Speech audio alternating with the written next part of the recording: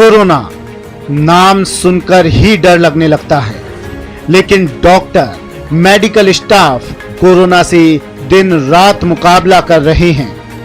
ये लोग कोरोना संक्रमितों का इलाज करते हैं। मेडिकल स्टाफ जिस जोखिम भरे माहौल में काम कर रहे हैं, वो दुनिया के सामने नहीं आ पाता। न्यूज 18 राजस्थान की टीम ने मेडिकल स्टाफ की मेहनत और जज्बे के बारे में सुना तो उसको दुनिया को दिखाने का फैसला किया। न्यूज 18 राजस्थान की टीम निकल पड़ी जयपुर के एसएमएस मेडिकल कॉलेज के इन्फेक्शियस डिजीज अस्पताल की ओर। यहां कोरोना मरीजों का इलाज होता है। आइए चलते हैं संक्रामक रोग अस्पताल। यहां जाने से पहले हमारे संवाददाता भंवर पुष्पेंद्र और कैमरामैन भवानी सिंह शेखावत ने पीपीई किट पहनी और सैनिटाइजेशन का पूरा ख्याल रखा। मैं कोई अंतरिक्ष यात्री नहीं हूँ, मेरा ड्रेसअप देखकर आपको लग रहा होगा, लेकिन ये पीपीई किट है। ये वही किट है जो कोरोना से हमें बचाती है। इसे पहन करके डॉक्टर्स इलाज कर रहे हैं। वो कोरोना योद्धा अपनी जान जोखिम में डालकर लगे हुए हैं कोरोना को हराने में। और ये देखिए, यहाँ बाकायदा पूरे लक्षण वगैरह सब यहाँ पर लिखे हुए हैं कि क्या, कैसे और क्यों ये कोरोना होता है और उससे हम कैसे बच सकते हैं। लेकिन मैं आपको दिखाने जा रहा हूँ एक ऐसी जगह जो पहली बार टीवी चैनल पर आप देखेंगे, न्यूज 18 राजस्थान के जरिए, इन्फेक्शियस डिजीज हॉस्पिटल जयपुर। ये वही हॉस्पिटल है जहाँ इन्फेक्शियस जो पेशेंट्स हैं वो यहाँ पर आते हैं, चाहे वो इबोला के मरीज रहे हों, चाहे वो कोरोना के मरीज रहे हों, चाहे वो स्वाइन फ्लू के मरीज रहे हैं, उन्हीं का इलाज इस हॉस्पिटल में होता है। और ये राजस्थान का सबसे बड़ा सेंटर है। मैं आपको ये भी बता दूं कि राजस्थान में कोरोना पॉजिटिव जो पहला केस सामने आया था इटली दंपत्ति का, उनका भी इलाज यहीं पर हुआ था। हालांकि इलाज होने के बाद वो कोरोना से संक्रमित नहीं रहे, लेकिन किसी अन्य बीमारी के चलते बाद में उनकी मृत्यु हुई। यहां से वो ठीक होकर गए। और जब ये खबर सबके सामने आई तो सबको चौंका दिया गया। सब लोग एकदम से चौंक गए कि जयपुर में सफल इलाज हुआ है। और उसी अस्पताल में हम अंदर जा रहे हैं, बहुत ही सुरक्षा के साथ, बहुत ही एहतियातन प्रबंधों के साथ, क्योंकि आप देख पाएंगे ये वो हॉस्पिटल है जहां पर अभी भी कोरोना के 14 मरीज भर्ती हैं। उस वार्ड में भी मैं आपको लेकर चलूंगा, लेकिन सबसे पहले मैं आपको लेकर चलता हूं उस जगह पर जहां प्रभारी, यहाँ के जो चिकित्सा प्रभारी हैं वो बैठते हैं। जी हाँ, डॉक्टर गोवर्धन मीणा। उनसे मैं बातचीत करूंगा और उसके बाद आपको उस वार्ड में लेके जाऊंगा जहां पर मरीज भर्ती है।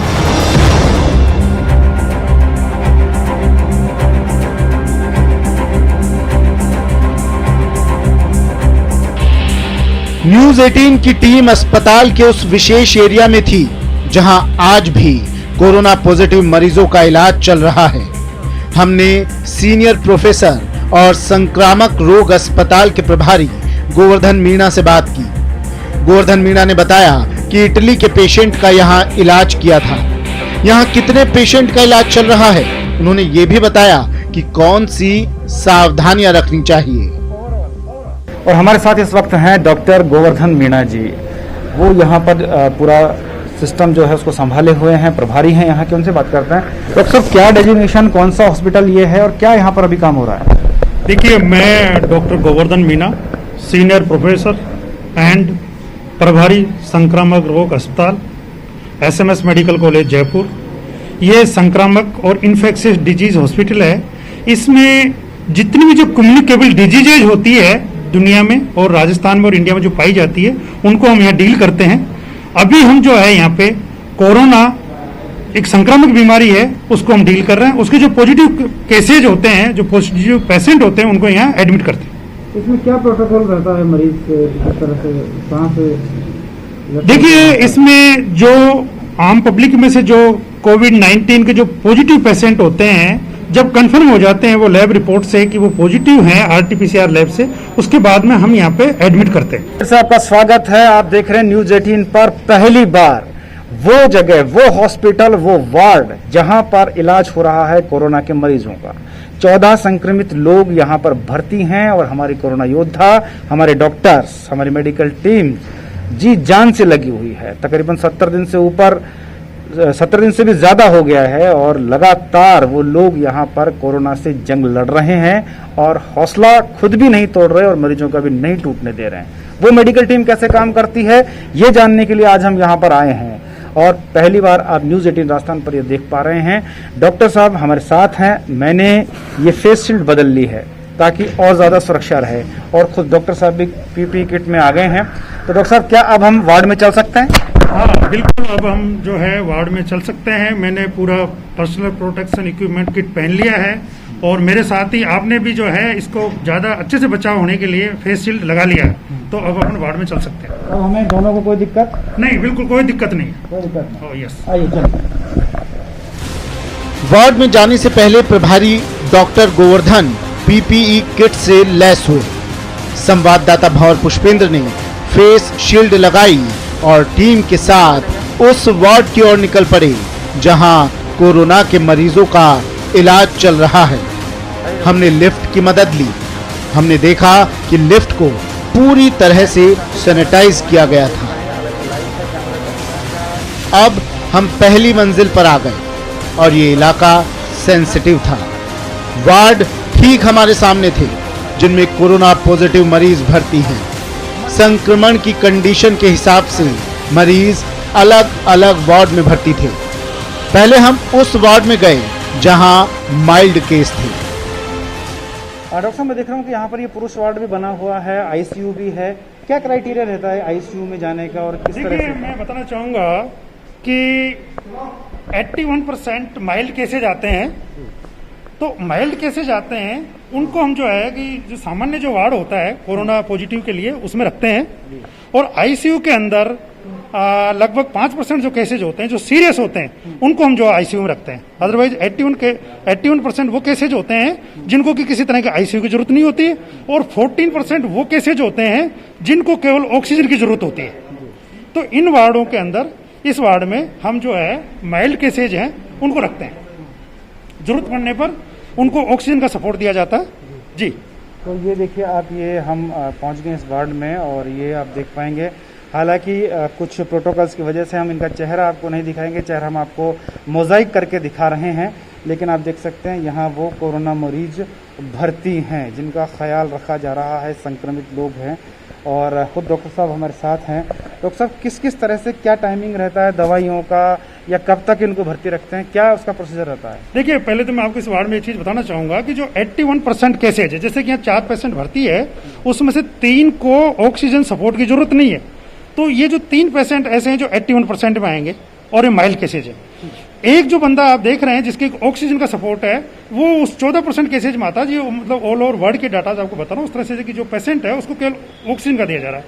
ये सब पेशेंट हेल्दी हैं, ये ठीक हैं, कोई डरने वाली इनके लिए कोई बात नहीं है। इनके लिए जो है कि हमारा जो स्टाफ 24 आवर्स इंटू 7 ड्यूटी पे रहता है। वो पीपी किट पहन के इनको टाइम टू टाइम पे जो है खाना, दवाइयाँ और जो है कि कोविड-19 से रिलेटेड डू एंड डोंट्स के बारे में बताता रहता है। डॉक्टर हम आगे भी बढ़ सकते हैं, इस तरफ चल सकते हैं? जी जी। देखिए ये पुरुष वार्ड से हम लोग बाहर निकल रहे हैं। डॉक्टर गोवर्धन मीणा जी मेरे साथ हैं और आप हमें हर चीज़ से अपडेट करवा रहे हैं। यहाँ देखिए ये डॉक्टर्स ड्यूटी रूम है, यहाँ पर डॉक्टर्स रहते हैं और पूरी व्यवस्थाएं यहाँ पर उनके लिए रहती हैं। इसके अलावा आईसीयू की तरफ हम आगे बढ़ेंगे। मैं आपको आईसीयू में ले जाने की कोशिश करूँगा और आपको दिखाऊंगा किस तरह से ये कोरोना योद्धा यहाँ पर काम करते हैं। अब हम आईसीयू में गए। हमने देखा यहाँ मरीजों का बेहतरीन तरीके से इलाज चल रहा था। हमने देखा कोरोना योद्धा डॉक्टर्स, पैरामेडिकल स्टाफ बेहतरीन तरीके से मरीजों की देखभाल कर रहे हैं। हमने ये भी देखा कि यहाँ इलाज के लिए सभी आधुनिक सुविधाएं मौजूद थी। इसमें हम जाने की कोशिश करेंगे। तो सामने वाला वार्ड आप देख रहे हैं, इसमें हम चलेंगे। डॉक्टर साहब ये जो वार्ड है मैं देख रहा हूँ इसमें थोड़े से एजेड लोग भी मुझे दिख रहे हैं और काफ़ी सारी मशीन यहाँ पर मुझे नज़र आ रही हैं। देखिए, इसमें जो कोविड-19 के केसेज हैं वो सीरियस हैं और जिनको कि आईसीयू की जरूरत है वो पेशेंट इसके अंदर है। जैसा कि मैंने कहा कि केवल 5% जो कोविड-19 से पॉजिटिव जो पेशेंट होते हैं उसमें आईसीयू की जरूरत होती है, वो यहाँ पे एडमिट है। जी बिल्कुल मेरा साहब, हम लोग अंदर की तरफ आगे बढ़ रहे हैं और मैं अपने कैमरामैन साथी से भी कहूँगा कि बहुत सावधानी के साथ किसी चीज़ को छुए नहीं, टच नहीं करें, क्योंकि सीरियस पेशेंट यहाँ पर भर्ती हैं। और न्यूज़ 18 राजस्थान पर आप ये तस्वीरें देख पा रहे हैं, ये राजस्थान का सबसे बड़ा वो सेंटर है, वो हॉस्पिटल है जहाँ पर इन लोगों को भर्ती किया गया है, इनका इलाज हो रहा है और डॉक्टर्स की टीम दिन रात जुट करके काम कर रही है, अपनी जान जोखिम में डालकर काम कर रही है। हमारे कोरोना योद्धाओं की बदौलत हम धीरे धीरे कोरोना को मात देते हुए आगे बढ़ रहे हैं। कि हम आपको बताना चाहेंगे कि ये एक कम्युनिकेबल डिजीज है। We all are human beings. Virus ये नहीं देखता कि कोरोना योद्धा है या पेशेंट है। अगर ड्यूटी के दौरान जो है कई बार जो है कि एक जैसी ड्यूटी करते करते क्या लापरवाही हो जाती है, तो कई बार जो है हमारा नर्सिंग स्टाफ है, डॉक्टर्स है, वो इन्फेक्ट हुए हैं। हमारे यहाँ से खूब सारे जो है एसएमएस अस्पताल से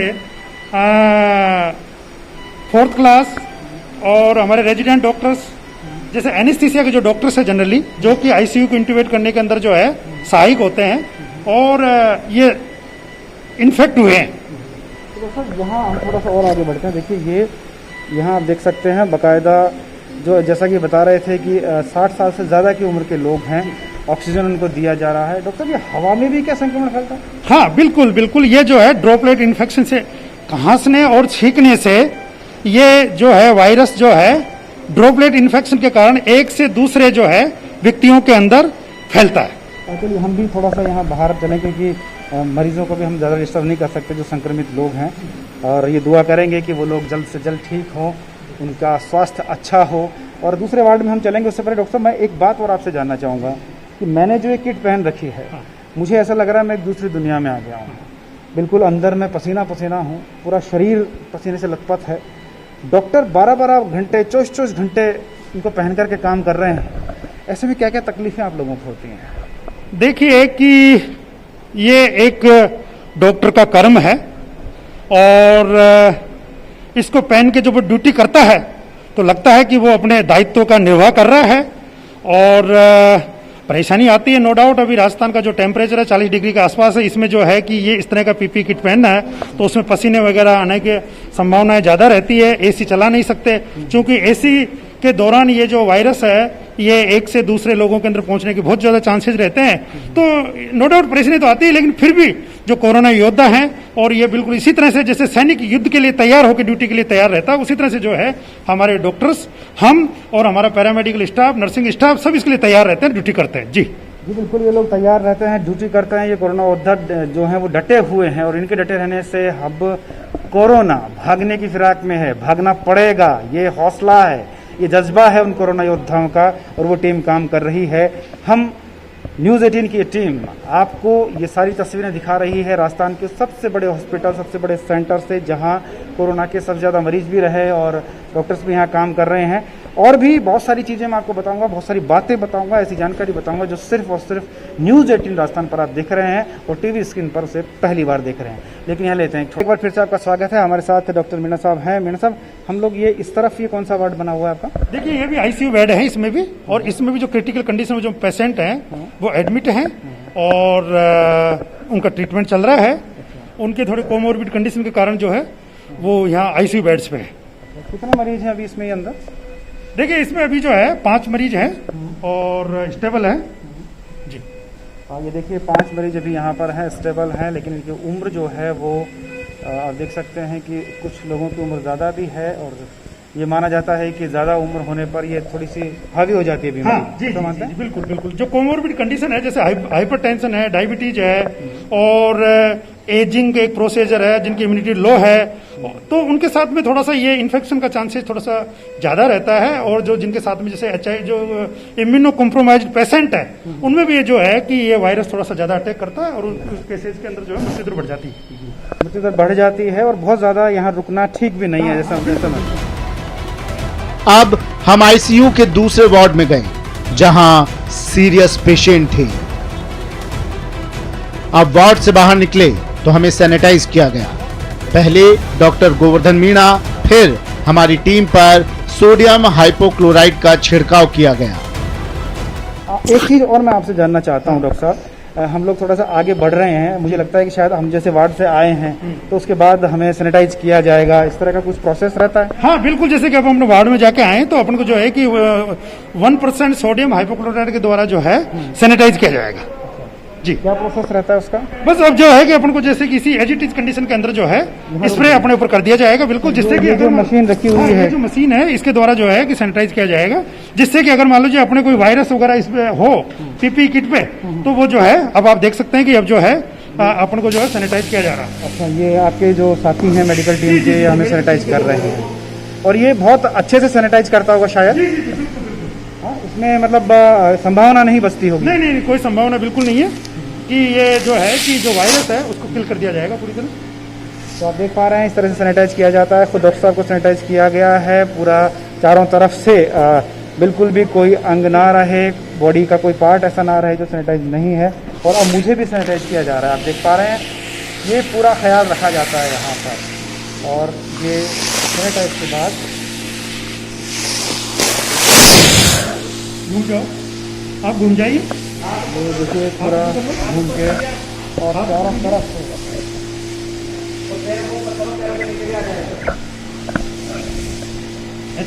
आप समझ सकते हैं जिस तरह से ये पूरा आपके जूते, आपके कपड़े, सब कुछ सैनिटाइज किया जाता है। और अब हम सैनिटाइज होने के बाद में आगे बढ़ेंगे हम, लेकिन उससे पहले मेरे कैमरामैन को भी सैनिटाइज किया जाएगा।